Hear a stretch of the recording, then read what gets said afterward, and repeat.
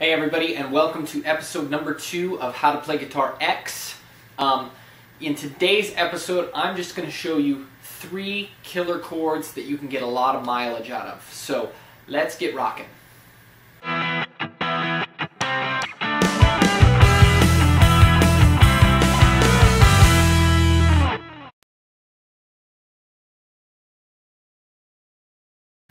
So, in episode number 1, if you haven't watched that already, watch it. It's a good foundation, talks about this whole idea of really, in essence, making the most of what you got as a guitar player right out the gates. Because if you're just starting guitar, you don't have any real resources as far as any training underneath your belt. And so really having this idea of being passionate and creative and really making the most with what you got. So what I'm going to show you today are really 3 fundamental foundational chords that hundreds and hundreds of songs that are famous are based off of and revolve around. And so the chords I'm going to share with you today are the G chord, the D chord, and the C chord. And in no particular order, these are just 3 of the most basic, fundamental, common chords. And so I'm going to show you how to play them, and then we're going to go a little bit further and just talk a little bit about how to make use of these and whatnot. So starting with the G chord. So basically the G chord is going to be used or going to be made by taking your second finger, your middle finger here, placing it on the 3rd fret of the 1st string here. Your first finger is going to go on the 2nd fret of the 5th string. You count the strings from the thinnest to the thickest. So this is 1st, 2nd, 3rd, 4th, 5th, 6th. So 3rd fret of the 6th string is going to go your 2nd finger, 2nd fret of the 5th string is going to go your 1st finger, and then your 4th and 5th fingers. Now this might seem a little bit complex, but just bear with me for a minute here. So then you're going to place your 5th finger on the 3rd fret of the 2nd string, and your 5th finger, excuse me, I can't speak, 5th finger on the 3rd fret of the 1st string. So this is what the G chord should look like. And I'm going to zoom in, use a special effect here, zoom in real nice and close so you can see exactly what that should look like, okay? And so you're going to probably want to get used to at least the initial position here and work on your finger dexterity and strength. And the way you can do that is just by simply putting your fingers in that position and holding them there for a little bit.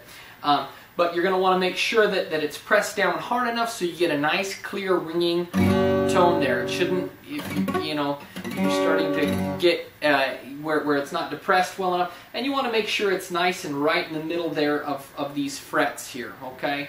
So that's your G chord, okay? And there's different variations to this, and so we'll go over that a little later. So that's the basic G chord there, G major chord, okay?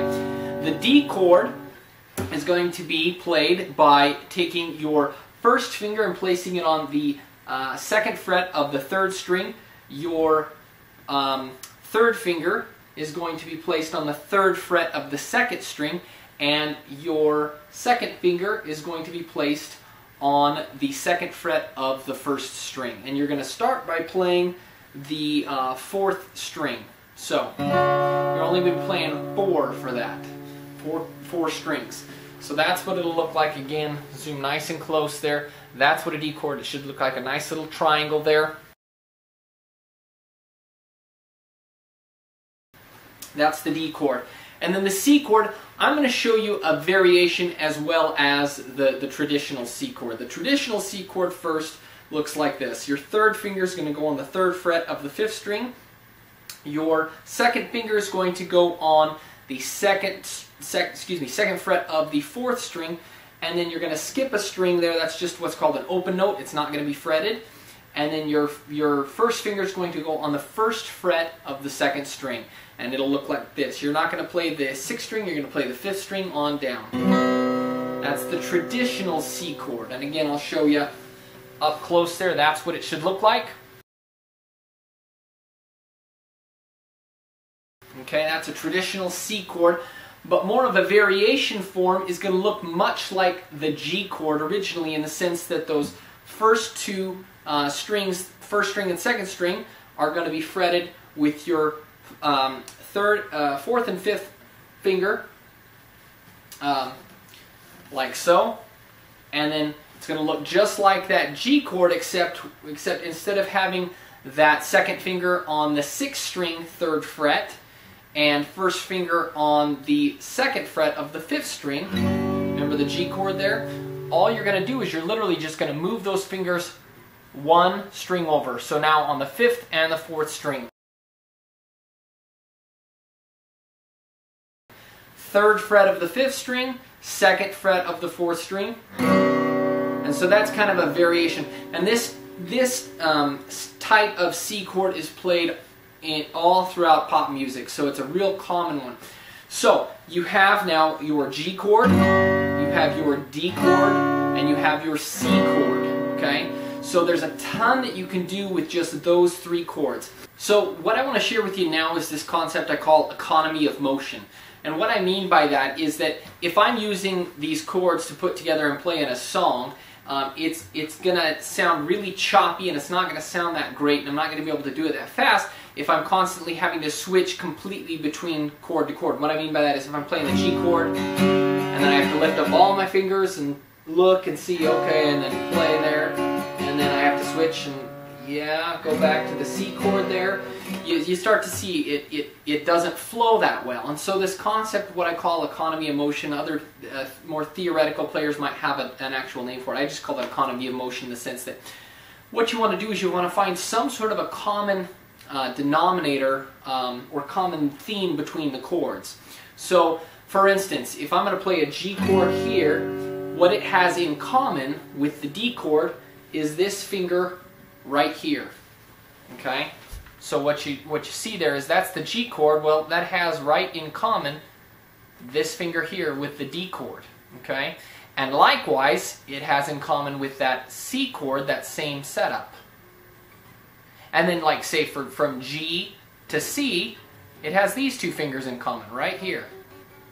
So this is this whole concept I call economy of motion, in the sense that what you want to do is start piecing together what the various chord shapes look like and how they're in common. And a lot of them you'll find that you can kind of have a lot of commonalities between the shapes, so that it makes it easier for you to transition from chord to chord without having to entirely pick up everything and start from scratch and creating a new chord, if that makes sense.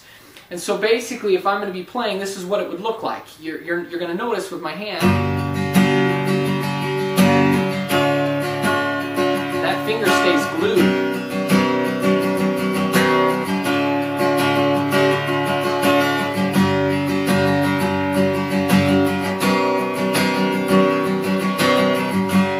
That's what I mean by economy of motion, okay?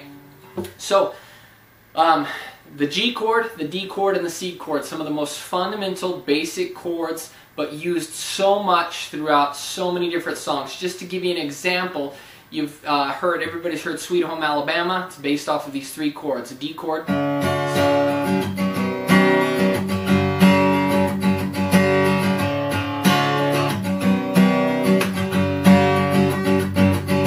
If you learn the D chord, the C chord, and the G chord, you've learned Sweet Home Alabama. Or AC/DC, so many of their songs. You Shook Me All Night Long. Sorry.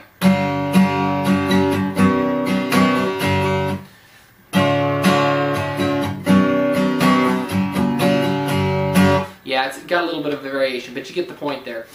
Green Day plays a lot of these different ones. Time of Your Life, this one's picked a little bit.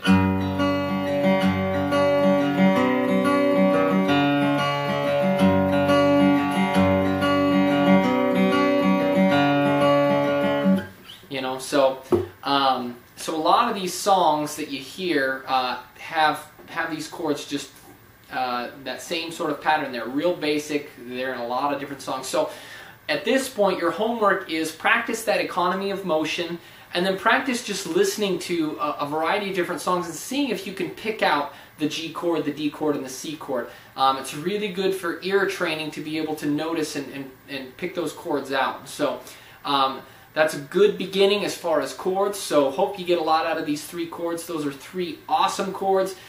Get a lot of leverage out of it, be resourceful, and have a lot of fun. So thanks for watching. If you haven't subscribed to my YouTube channel yet, go ahead and subscribe. And thanks for watching. We'll see you on the next episode.